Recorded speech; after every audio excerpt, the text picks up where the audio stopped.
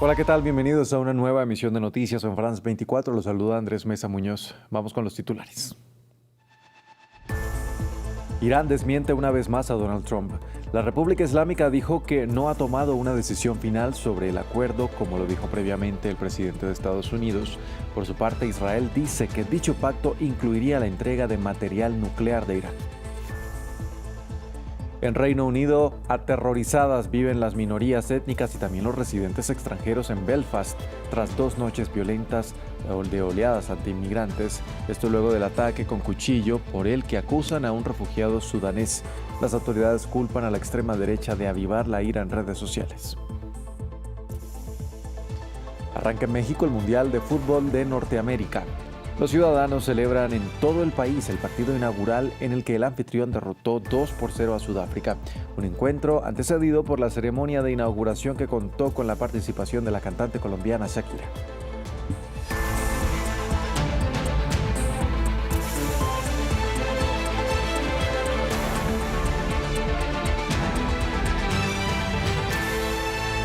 Vamos a empezar en Medio Oriente. Irán salió una vez más a desmentir las declaraciones del presidente de Estados Unidos, Donald Trump, en torno a un eventual acuerdo para acabar la guerra.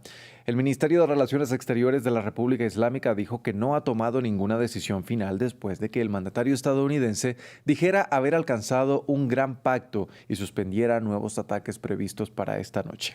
Para ampliar esta información, saludamos a esta hora a nuestro corresponsal en Washington, Cristóbal Vázquez. Cristóbal, ¿qué tal? Muy buenas noches. Háblenos sobre estas declaraciones cruzadas.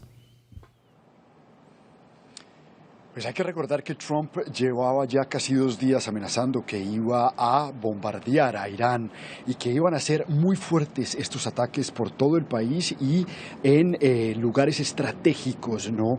En lugares donde parquean los drones, en lugares de almacenamiento energético, lugares donde iba a afectar a mucha de la población más allá de los lugares militares. Pero pues el presidente Trump dijo que había estas discusiones que estaba teniendo con el régimen iraní habían escalado a las esferas más altas del régimen y que por eso entonces pues ya paraba esta amenaza y estos bombardeos. Además, el presidente Trump dijo que se había llegado a un acuerdo que podría incluso firmarse este fin de semana y se firmaría en Europa. Dijo además que ese texto ya estaba prácticamente definido, como algunos medios estatales iraníes también dicen que ya el borrador está aprobado y que sería el propio gobierno de Irán el que pues hiciera el anuncio inicial y definitivo de qué puntos van a ser incluidos en este acuerdo que, según Donald Trump, se firmaría este fin de semana. Recordemos que Estados Unidos está bajo grandes presiones inflacionarias y energéticas, y esto pues no ayuda a la favorabilidad que tiene el presidente Trump, que es la más baja en este momento. Hay que mencionar también que Trump había amenazado, incluso si no se llegaba a un acuerdo, en invadir la isla de Karg, que es una isla donde Irán pues tiene almacenado bastantes millones de barriles de petróleo. Pero lo que dicen analistas acá en Estados Unidos es que esta medida llevaría a que el Estados Unidos tenga que enviar hombres a terreno y quedarse ahí, y esta es una medida muy impopular teniendo en cuenta pues las recientes guerras en Irak y Afganistán, que han traído tantos estadounidenses muertos y que han tenido repercusiones políticas muy grandes en este país. Cristóbal, de otro lado, hay toda una polémica en torno al nombramiento de quien debe reemplazar a Tulsi Gabbard en la Dirección Nacional de Inteligencia.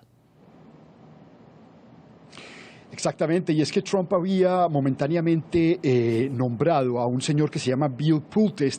Este señor estaba encargado del tema hipotecario y la regulación hipotecaria en Estados Unidos. Poco o nada tenía de experiencia en militar o incluso en inteligencia, y había sido nombrado por Donald Trump porque pues era simplemente una persona de confianza, una persona que analistas en Estados Unidos dicen era leal a cualquier orden que que Donald Trump le fuese a dar, y esta persona iba a dirigir y iba a comandar todos los organismos de inteligencia de Estados Unidos, hoy cuestionados porque hay quienes en el Congreso avanzan leyes para que incluso Israel pueda tener acceso a esta alta información e inteligencia de Estados Unidos. En todo caso, pues Donald Trump tuvo que retractarse y nombrar a Jay Clyburn, que fue en su primera administración excomisionado de acciones y de la Bolsa de Estados Unidos, y hoy es fiscal de Manhattan, el fiscal principal en Manhattan. Este señor sería entonces, a partir de los ya comentarios que empiezan a dar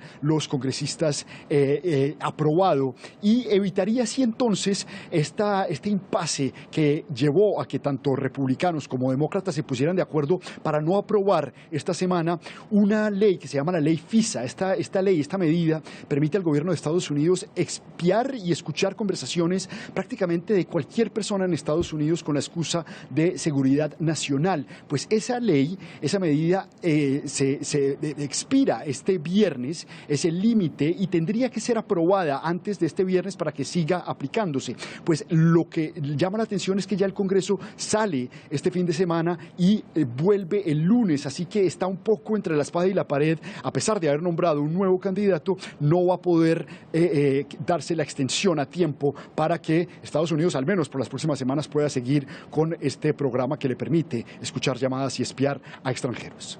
Cristóbal, muchas gracias por este reporte desde Washington. Cambiamos de tema, pasamos ahora a Belfast, la capital de Irlanda del Norte, que vivió una segunda noche de violencia antiinmigrante. Grupos radicales de extrema derecha volvieron a incendiar las calles mientras la policía intentaba dispersarlos con cañones de agua y otros métodos represivos. Las autoridades destacan y denuncian el carácter xenófobo de los disturbios desatados después de que un hombre británico resultara herido de gravedad, presuntamente por otro de nacionalidad sudanesa que está ya bajo custodia policial. En el siguiente reporte de Diego Bassani repasamos la historia de violencia que ha sufrido esta ciudad. Un nuevo ciclo de violencia se levanta sobre Belfast tras la guerra de independencia librada a inicios de los años 20 entre los separatistas del ejército republicano irlandés IRA y las fuerzas de seguridad del Reino Unido. Irlanda quedó dividida en dos. Al sur, el Estado Libre irlandés de mayoría católica se escindió de la monarquía británica, mientras que al norte 6 condados de la provincia de Ulster, de mayoría protestante, permanecieron fieles a la corona, estableciendo su capital en Belfast. Pero la violencia no cesó con la separación. Al interior de Irlanda del Norte, parte de la minoría católica se aglomeró en el movimiento político Sinn Féin y siguió protestando a favor de la reunificación de Irlanda bajo una misma bandera, siendo Belfast el principal epicentro de los choques. Para 1969, ante el aumento de las tensiones, una sección de los nacionalistas decidió alzarse en armas, creando el IRA Provisional, grupo armado que agudizó su ofensiva contra el Reino Británico después del denominado Domingo Sangriento, evento en el que miembros del ejército británico abrieron fuego contra una manifestación católica en la localidad norirlandesa de Londonderry, dejando 14 muertos. Una tragedia que desencadenó un conflicto armado entre el IRA Provisional y el Reino Unido, que tuvo uno de sus puntos neurálgicos en Belfast, ciudad en donde en 1998 se firmó el Acuerdo de Viernes Santo, que puso fin a los enfrentamientos y reforzó la autonomía gubernamental de Irlanda del Norte. Nos hemos resistido a los intentos de expulsarnos, marginarnos, silenciarnos e intimidarnos. Estamos aquí tendiendo la mano de la amistad y representando a nuestro electorado. Un punto de partida del desescalamiento de la violencia que prosiguió con el desarme del IRA, aunque la tensión religiosa y política ha perdurado con los años. Todavía hay 5.000 soldados británicos en Irlanda del Norte. Reclaman jurisdicción sobre Irlanda del Norte. No creemos que las relaciones entre Irlanda del Norte y Reino Unido se hayan normalizado. Pero ahora las protestas violentas han regresado a Belfast con otras motivaciones. En los últimos años se han producido varias rondas de disturbios provocadas por un sentimiento anti-inmigración alentado por grupos de extrema derecha. Un descontento ciudadano que se ha visto exacerbado esta semana tras un apuñalamiento presuntamente perpetrado por un hombre proveniente de África. El ministro de Defensa británico John Healey anunció su renuncia. El laborista comunicó su salida del gobierno reprochando al primer ministro Keir Starmer la falta de financiación para la modernización de sus Fuerzas Armadas. Otro golpe para el premier, cuya posición está en riesgo desde hace meses gracias al actuar de su administración en el caso Mandelson. Más detalles a continuación. Nuevo revés para Keir Starmer. El ministro de Defensa comunicó su dimisión del gobierno británico. En su carta de renuncia, John Healey reprocha al primer ministro la falta de recursos asignados al presupuesto de las Fuerzas Armadas.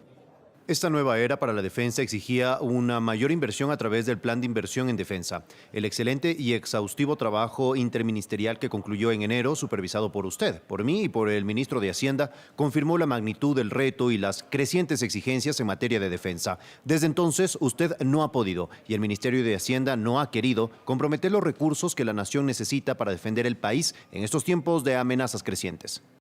En un contexto de inestabilidad internacional, acentuado en Europa por la amenaza de una retirada de Estados Unidos, aliado histórico de Reino Unido, tanto el ejército como las industrias británicas de defensa se han dado cuenta de la falta de preparación del país. Londres tiene dificultades para reducir la deuda estatal, sumado a que la población nunca ha estado sometida a una presión fiscal tan elevada. Keir Starmer declaró el miércoles que el plan de inversión en defensa, esperado desde el año pasado, se publicaría antes del 7 de julio y de la cumbre de la OTAN. La renuncia llega tras la dimisión del ministro de Salud en mayo y debilita aún más la posición de Keir Starmer, cuyo partido sufrió una dura derrota en las últimas elecciones generales. Algunos miembros de su propia formación política, como el alcalde de Manchester, aspiran ahora oficialmente a sustituirlo.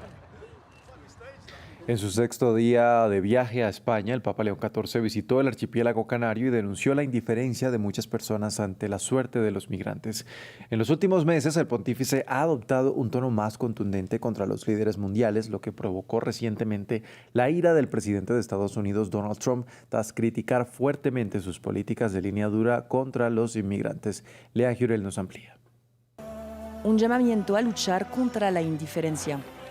Desde el archipiélago español de Canarias, el Papa León XIV rindió homenaje a los migrantes fallecidos en la peligrosa travesía del Atlántico desde África y denunció a aquellos líderes, incluidos los cristianos, que rechazan a los que sobreviven. Que la historia no tenga que acusarnos de haber convertido el dolor de los que sufren en paisaje habitual de nuestras costas. Porque hoy, aquí, junto al mar, cada vida que llega nos pregunta qué queda de nuestra humanidad. Tarde o temprano se sabrá si supimos custodiarla o si dejamos que la indiferencia hablara por nosotros. En 2020, este puerto de Arguineguín fue apodado Muelle de la Vergüenza, debido a las condiciones miserables en las que los migrantes se vieron obligados a vivir durante meses durante un pico de llegadas. Este jueves, la presencia del Papa fue entonces saludada por muchos. Para mí es un placer venir aquí e intentar ver al Papa y transmitirle mi cariño y gratitud. No soy cristiano, soy musulmán, pero no se trata de religión. Te da esperanza. El Papa ha venido por los migrantes. Yo soy uno de ellos, así que me alegro de ver al Papa. Quizás él pueda resolver los problemas de los migrantes. Con esta visita, León XIV cumplió el deseo del Papa Francisco de visitar las Islas Canarias para conmemorar las miles de vidas perdidas en el mar y pronto seguirá sus pasos en otro punto simbólico de la violencia migratoria, el enclave italiano de Lampedusa, que el pontífice estadounidense visitará el próximo 4 de julio. Este viernes tiene lugar la segunda ronda del Mundial y la pelota se echa a rodar en Estados Unidos, la sede principal. El cuadro de las barras y las estrellas se enfrenta a Uruguay, o a Paraguay más bien, en Los Ángeles. Y en esta ciudad se encuentra nuestro enviado especial Juan Pupiales, quien previamente nos habló acerca de cómo llega cada equipo.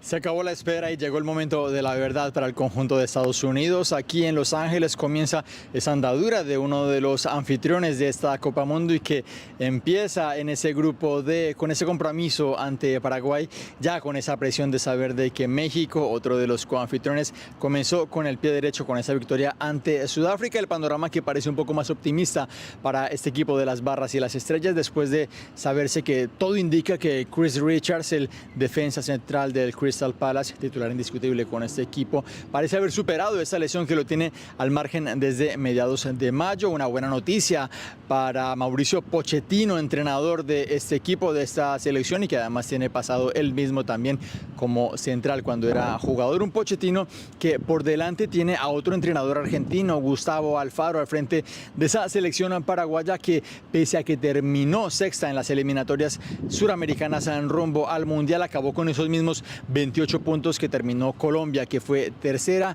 Alfaro, que aún no sabe si podrá contar con Julio Enciso, su gran referente, no solo en el ataque, sino en toda esa selección. Son varias las versiones que hay en torno a la lesión que sufrió este jugador en ese partido amistoso contra Nicaragua, y es incluso incierto si podría llegar a ese mismo debut de este viernes. Lo cierto es que aquí en Estados Unidos aún no todas las miradas están puestas sobre este debut, sobre esta selección de Estados Unidos. Falta todavía ambiente de fútbol, pero sin duda es grande la presión sobre el equipo de Pochettino. Un Pochettino que en la previa de esta Copa Mundo invitó a todos a pensar en hasta dónde puede llegar su equipo. Textualmente dijo: ¿por qué no nosotros? Hasta aquí es informativo. Gracias por acompañarnos.